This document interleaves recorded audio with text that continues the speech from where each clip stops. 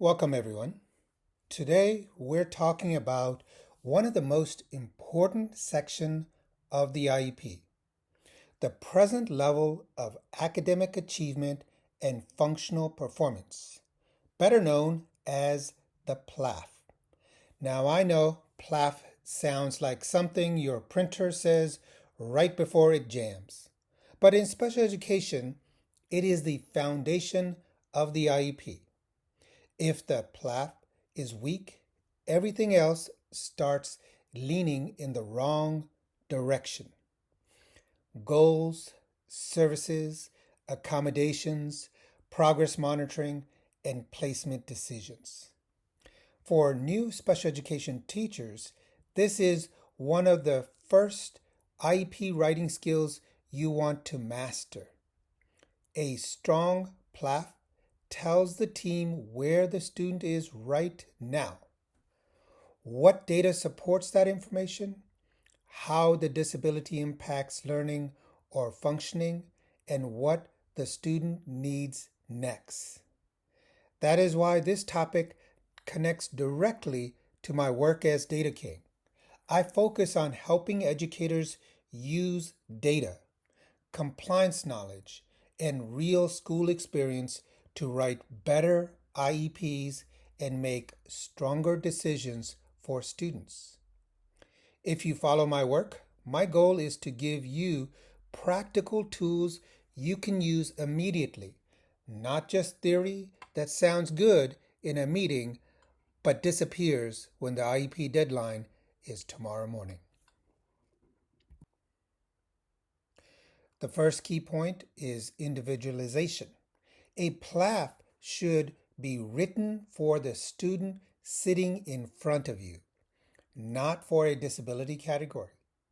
Two students may both have a specific learning disability, but their needs can be completely different. One student may struggle with decoding, another may struggle with written expression, and another one may need executive functioning support. As a new special education teacher, avoid writing PLAAFP statements that sounds like they could belong to any student. If you can copy and paste the statement into another student's IEP and it still makes sense, that is a warning sign. A strong individualized PLAAFP answers what are this student's strengths?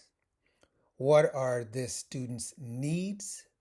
How does this student's disability impact access to instruction?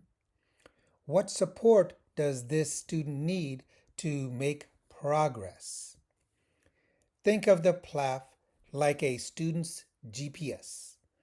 If the GPS does not know the student's current location, it cannot give good directions.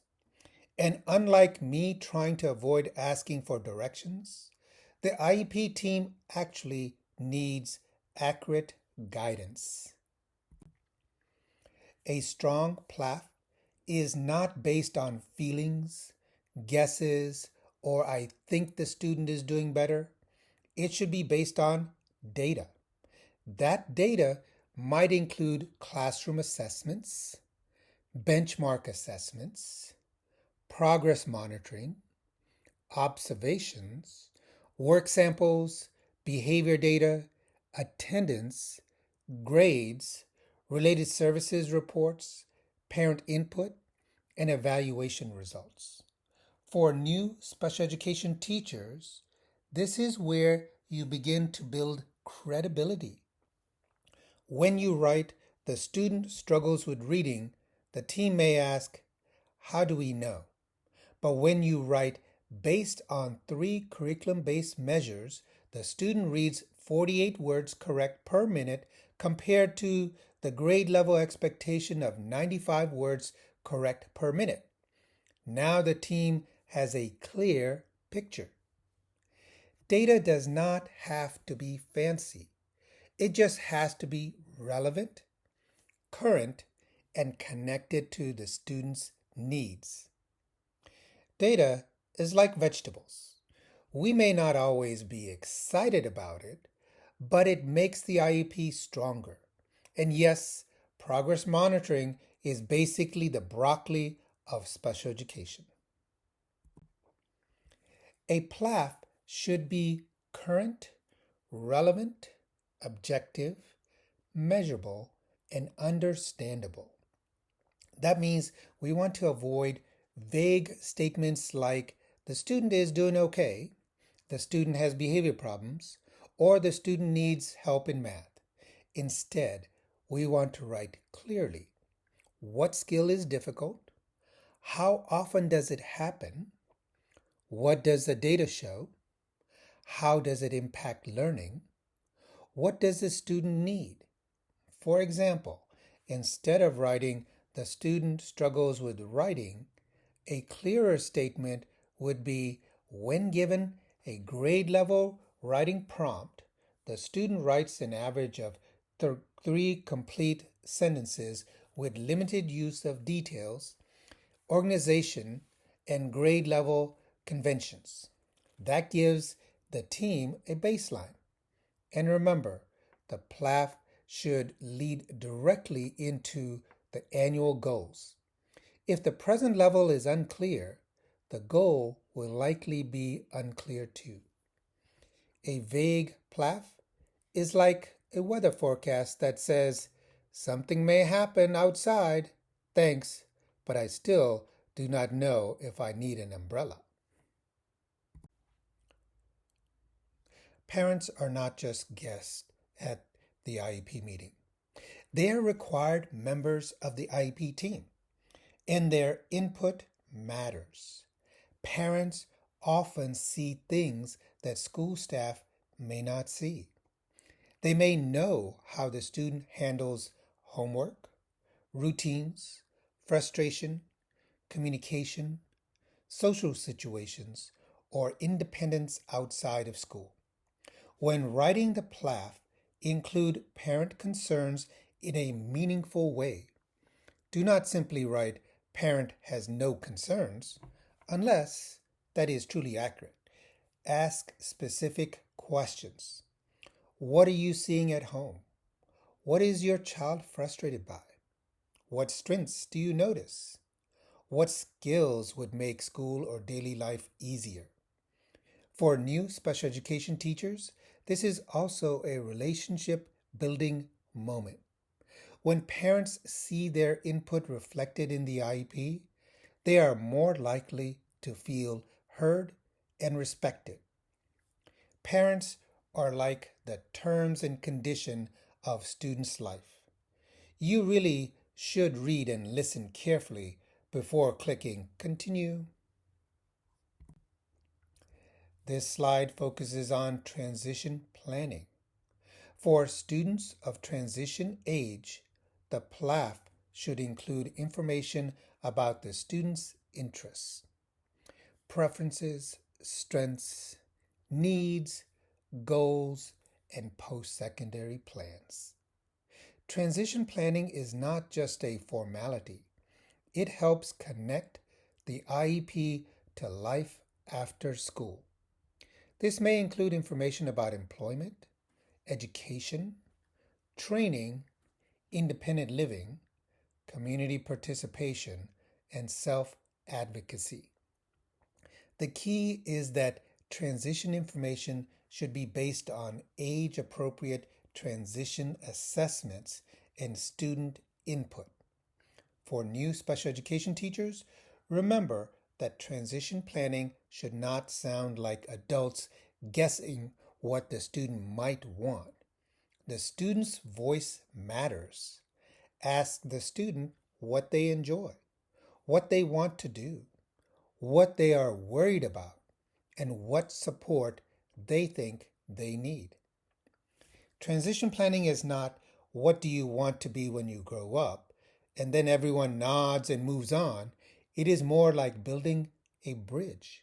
And we want to bridge to be stronger than my Wi-Fi during a Zoom meeting. Now we move to alignment with grade level expectations. A strong PLAAFP should explain how the student's disability affects involvement and progress in the general education curriculum. This does not mean every student is performing on grade level. It means the IEP team must understand the gap between where the student is now and what grade level expectation requires. For example, if the student is in fifth grade but reading at a second grade level, the PLAAFP should explain what specific reading skills are impacting access to fifth grade content.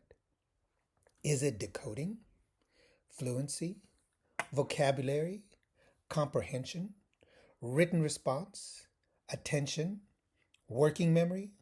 Once we identify the specific gap, we can write better goals and plan specifically designed instruction. For new special education teachers, do not stop at below grade level. That phrase is too broad.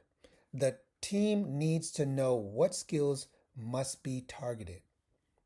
Saying below grade level without detail is like telling a mechanic, my car is making a noise. Helpful? Maybe. Enough to fix it? Not unless the mechanic is also a magician.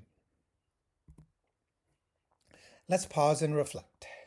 A strong PLAAFP should answer 4 important questions. What can the student currently do? What data supports this statement? How does the disability impact access to grade level instruction or functional performance? What skill gaps must be addressed through specially designed instruction? As new special education teachers, this is the checklist you should keep next to you when writing. If your PLAAFP does not answer these questions, the IEP team may not have enough information to write meaningful goals. Think about a PLAAFP statement you have written or reviewed. Was it individualized? Was it based on current data? Was it clear and measurable? Did it explain the impact of the disability? Did it help the team know what to do next? This is where I want you to think like an IEP detective. You are looking for clues, strengths, needs, data patterns, barriers, and next instructional steps. The PLAAFP is not a mystery novel.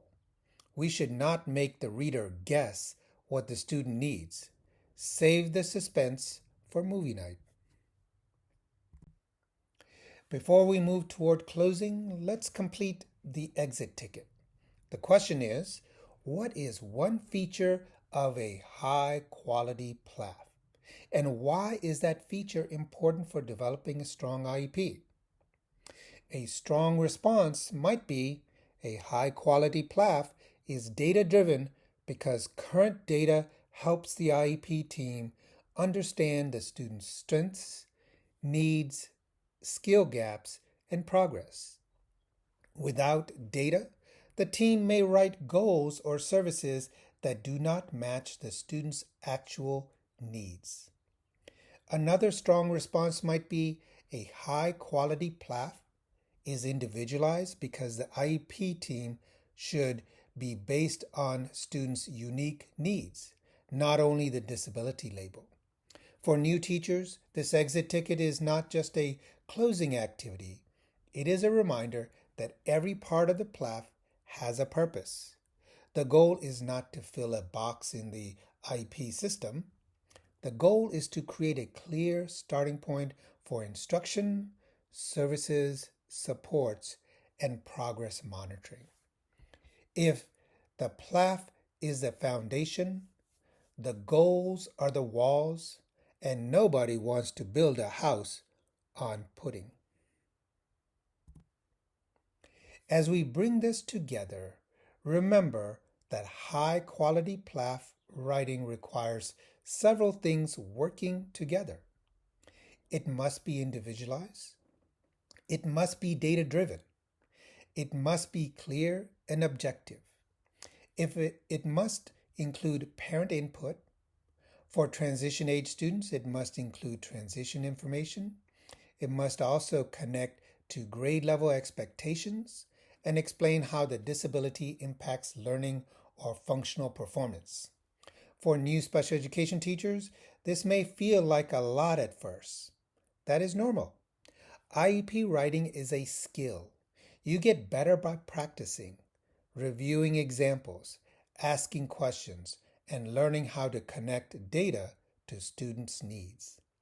The PLAAFP is where the IEP team tells the truth about where the student is right now, not in a negative way, not in a blaming way, in a clear, respectful, data based way that helps the team plan meaningful support.